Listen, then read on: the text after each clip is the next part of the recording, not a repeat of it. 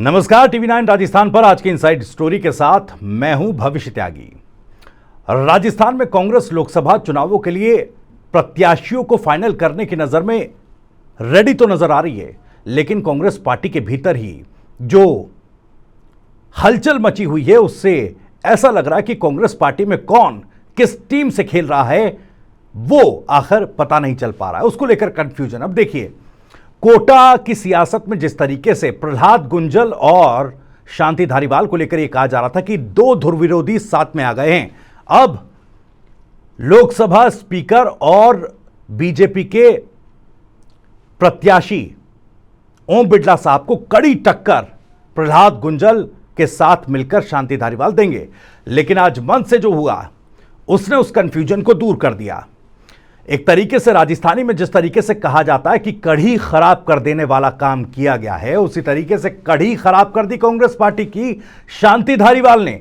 दरअसल प्रहलाद गुंजल और शांति धारीवाल एक मंच पर सभा को संबोधित कर रहे थे। उस दौरान प्रहलाद गुंजल को लेकर शांति धारीवाल मंच से ही कहने लगे कि आप सांप्रदायिक विचारधारा से जुड़े रहे हैं, अब आपको सेक्युलर बनना पड़ेगा।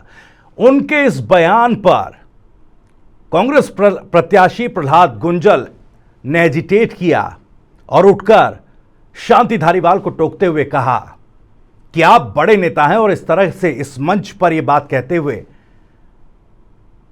इस तरह की बात करना आपको शोभा नहीं देता।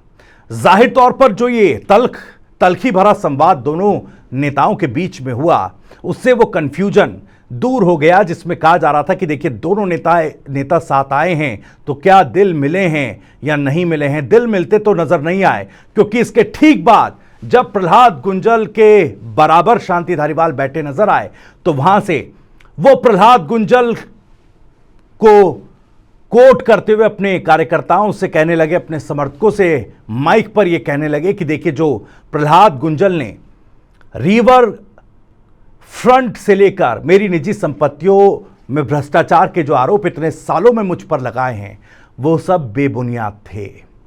हालांकि उस वक्त प्रहलाद गुंजल थोड़े शांत बैठे नजर आए, शायद सोच रहे होंगे कि मेरी एक तरफ स्वाभिमान की लड़ाई जब बीजेपी छोड़कर आया हूं तो वो भी सामने है, और दूसरी तरफ ये व्यक्तिगत राजनीति की अदावत जो कोटा क्षेत्र में चल रही है, तो आगे कुआ पीछे खाई वाली स्थिति है। अब ऐसे में जाहिर तौर पर बीजेपी से जो आत्मसम्मान की लड़ाई का नारा प्रहलाद गुंजल दे रहे हैं वो ज्यादा जरूरी उनको लगा होगा, और इसीलिए शायद उस वक्त वो शांत बैठे नजर आए। लेकिन सवाल ये उठ रहा है कि दोनों नेता एक मंच पर साथ बैठ तो गए, हाथ मिलाते भी नजर आ गए, लेकिन कार्यकर्ताओं के बीच जो संदेश जाना चाहिए था क्या वो गया, या ठीक उससे उलट संदेश धारीवाल ने कार्यकर्ताओं के बीच दे दिया है। सवाल यह भी है कि हाथ तो मिले, लेकिन दिल आखिर इन नेताओं के कांग्रेस पार्टी जब नहीं मिलवा पा रही है तो फिर आखिर कोटा बूंदी लोकसभा सीट पर कांग्रेस पार्टी कैसे लोकसभा स्पीकर ओम बिड़ला को टक्कर दे पाएगी, कैसे बीजेपी को टक्कर दे पाएगी। और कांग्रेस पार्टी की मुश्किलें केवल यहीं खत्म नहीं होती। बीते दिन कांग्रेस पार्टी की एक बैठक भी हुई, तमाम नेता मौजूद थे। बैठक में इस बात पर तो चर्चा नहीं की गई कि आने वाले लोकसभा चुनावों के लिए किस तरह की रणनीति है, किस तरह की बयानबाजी होगी, किस तरह की बातें होंगी, चुनाव में किन किन मुद्दों को लेकर जनता के बीच जाया जाएगा। लेकिन इससे इतर चूंकि 6 तारीख को सोनिया गांधी का दौरा राजस्थान का है, तो उनके दौरे को लेकर, उनके दौरे को सफल बनाने को लेकर कौन कितनी भीड़ जुटा सकता है, इस बाबत जरूर बैठक के अंदर चर्चा की गई। अब जब कार्यकर्ताओं को लाने की बात आई, भीड़ जुटाने की बात आई, तो मानो तमाम कांग्रेस नेताओं के मुंह पर ताले लग गए। सूत्रों से मिली जानकारी के मुताबिक कोई नेता 100 तो कोई नेता 200 कार्यकर्ता लाने की बात करता नजर आया है। पूर्व मुख्यमंत्री अशोक गहलोत भी इस बैठक में बैठे रहे और सबका मुंह ताकते रहे।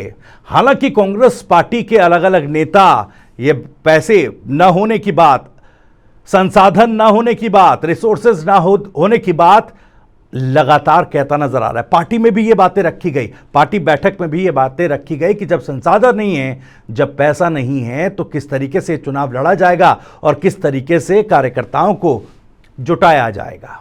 अब कांग्रेस पार्टी ने बीजेपी पर, केंद्र सरकार पर कांग्रेस के अकाउंट्स फ्रीज कराने के आरोप तो लगा रखे हैं। ऐसी स्थिति में क्या कांग्रेस नेता मौजूदा समय में अपनी पार्टी को आर्थिक तौर पर या संसाधन के स्तर पर सहयोग करने के लिए भी तैयार नहीं है क्या?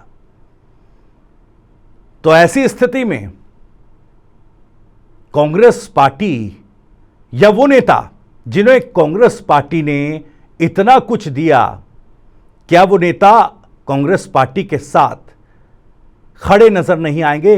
तो कांग्रेस पार्टी कैसे चुनाव जीत पाएगी? कैसे कार्यकर्ताओं को, या यूं कहें कि सोनिया गांधी की रैली को, सोनिया गांधी के इस दौरे को सफल बनाएंगे? क्या एक बहुत बड़ी समस्या आपने हाल में देखा होगा किस तरीके से जब जयपुर शहर लोकसभा सीट पर कांग्रेस ने प्रत्याशी बदला और पूर्व कैबिनेट मंत्री प्रताप सिंह खाचरियावास को लोकसभा के लिए टिकट दिया,